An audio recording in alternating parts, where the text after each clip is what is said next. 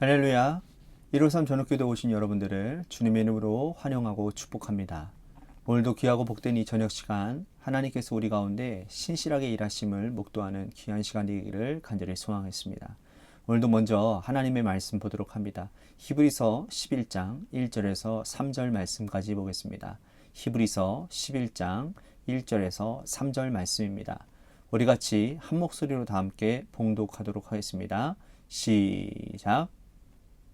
믿음은 바라는 것들의 실상이요 보이지 않는 것들의 증거니 선진들이 이로써 증거를 얻었느니라.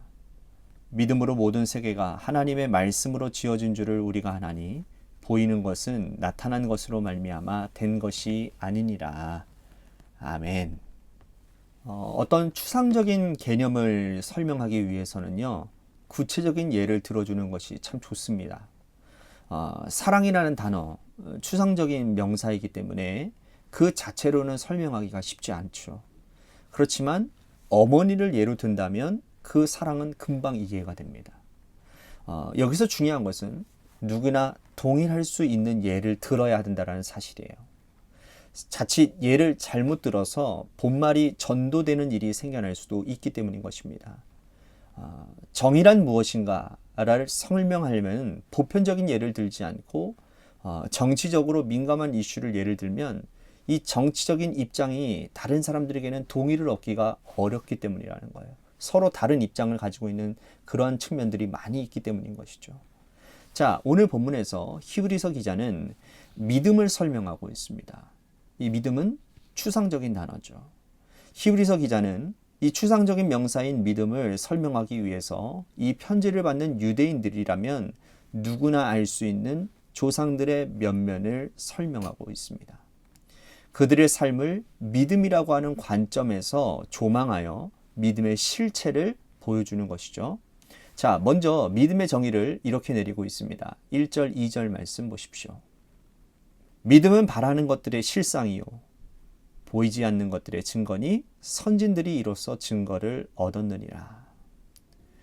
우리는 이 말씀을 오해할 때가 참 많습니다.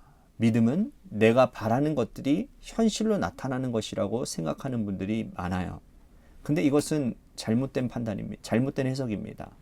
믿음은 내가 바라는 것들의 실상이 아니라 하나님이 바라시는 것들이 현실로 나타나는 것이 믿음이라는 거예요.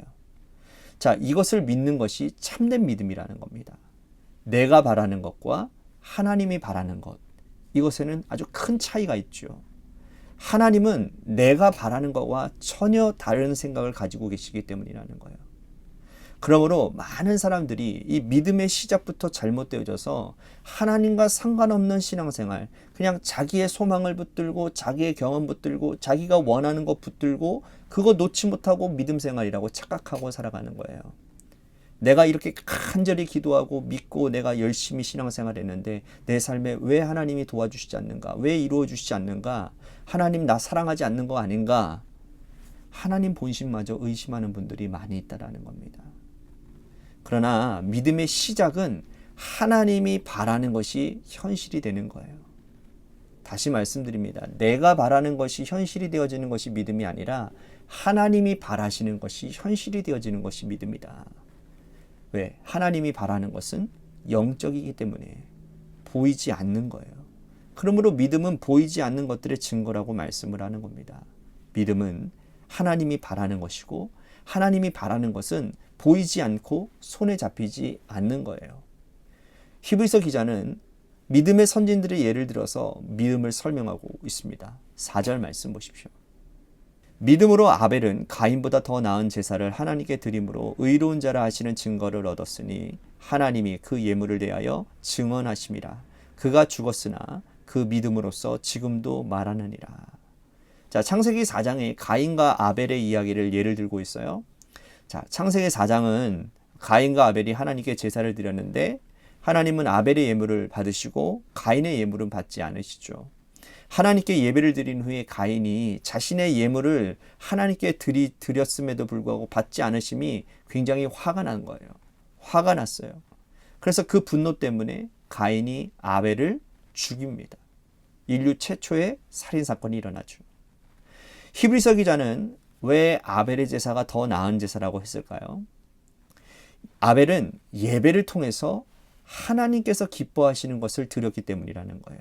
자, 아까 전에 제가 말씀드렸죠? 하나님께서 바라는 것이 현실이 되는 것이 믿음이라고 그랬어요. 그죠? 아벨은 하나님이 바라시는 예배를 드린 거예요. 하나님은 이를 기쁘게 받으시고 그를 믿음이라고 칭하신 것이죠. 반면에 가인은요, 하나님께서 원하시는 예배를 드리지 않았어요. 가인이 원하는 예배를 드린 것이죠.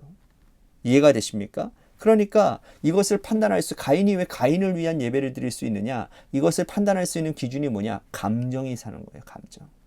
이해가 되세요? 하나님, 내가 이거 했는데 왜 하나님 안 받으세요? 예. 예배 후에 그의 감정이 요동치는 거예요. 그의 정욕이, 그의 욕심과 질투가 그대로 남아져 있기 때문에 여러분, 그 예배는 그가 원하는 것을 하나님께 올려드렸다라는 겁니다. 여러분, 하나님께 드리는 예배는요, 하나님이 바라시는 예배는 나를 온전히 드리는 거예요. 나를 온전히 드렸다면 예배 후에 내 자아나 내 욕심이나 내 질투는 하나도 남지 않아요. 예배 드리기 전에 분노가 있고 화가 있고 미움과 질투이 있었는데 예배를 드리고 난 후에는 이것들이 남아있다면 그 예배는 실패한 거예요.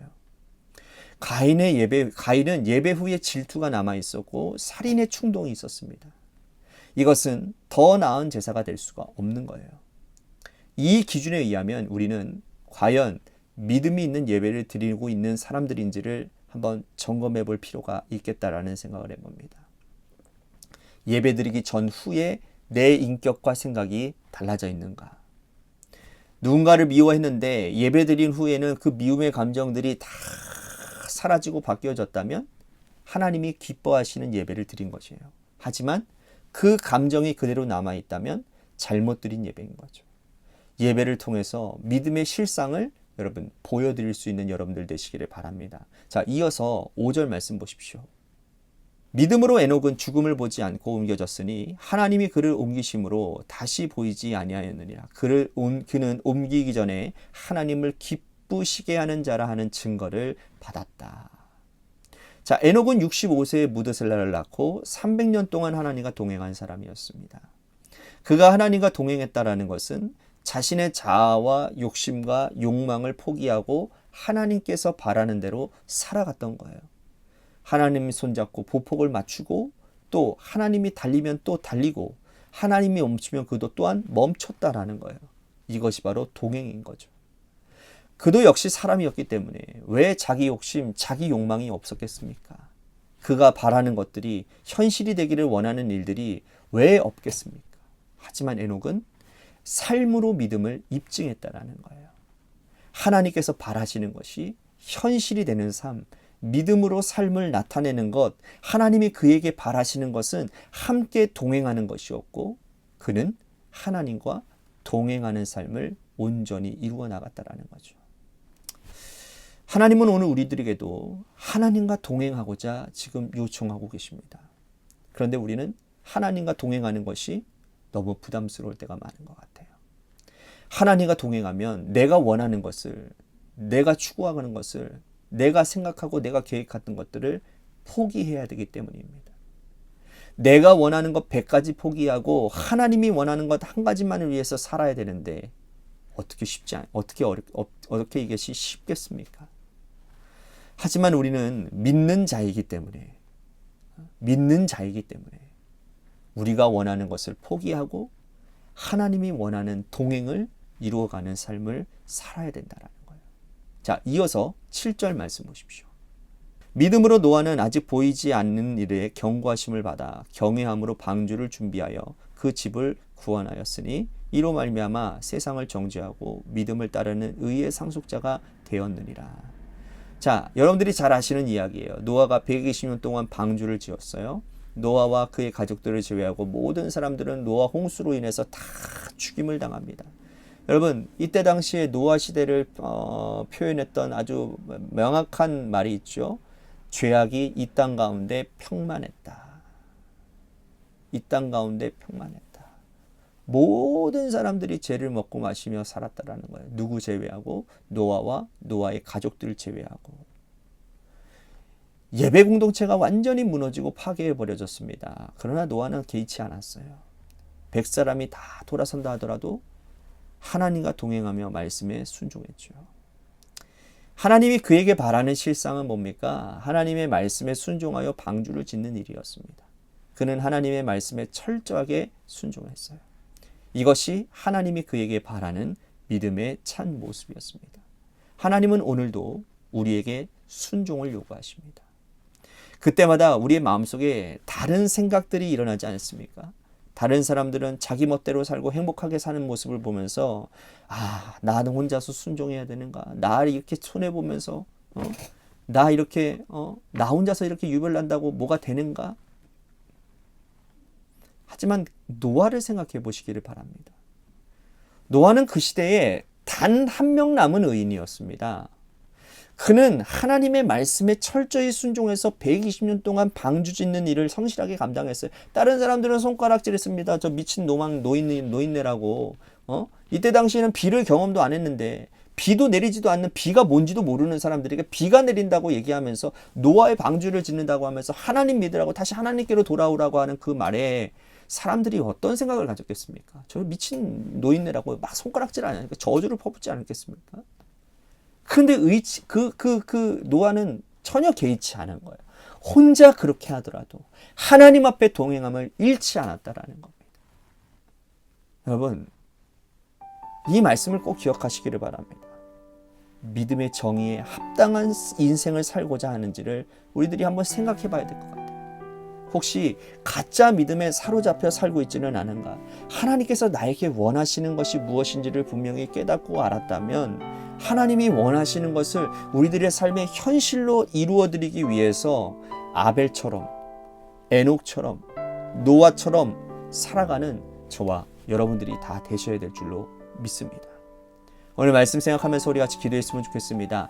믿음이 하나님이 바라시는 것을 이루는 삶이라는 것을 우리들이 꼭 기억하면서 내가 진짜 믿음을 갖는 자가 되기를 원합니다. 그래서 내 삶에 하나님이 원하시고 바라시는 일 가운데 내가 손과 발이 되겠습니다. 아벨처럼, 에녹처럼, 노아처럼 믿음의 길을 걷는데 서슴지 않겠습니다. 다른 사람들은 다 믿음의 길을 걷지 않는다 할지라도 나 혼자라도 그 길을 걸어가는 담력이 있게 하여 주옵소서. 우리 이 말씀을 붙들고 함께 기도하며 나아갔으면 좋겠습니다. 또 한 가지, 교회를 위해서 간절히 기도합시다. 우리 교회가 정말 세상 가운데서 빛과 소금의 역할을 감당하며 오늘 말씀처럼 정말 하나님이 바라시는 것이 무엇인지를 늘 말씀 가운데서 그것을 얻어낼 수 있도록 정말 그 하나님께서 원하시는 것들을 반드시 순종함으로 인해서 빛과 소금의 역할을 감당하여 이 지역사회를 살리는 그런 교회가 되도록 인도해달라고, 또한 재개발 가운데 놓여져 있는 교회를 위해서도 간절히 기도해 주시기를 바랍니다. 또한 여러분들의 삶의 자리와 여러분들의 자녀들을 위해서 기도하시다가 시간 돌아가시기를 바랍니다. 노래 끝날 때까지 우리 같이 합심하여 기도하도록 하겠습니다. 기도하시겠습니다.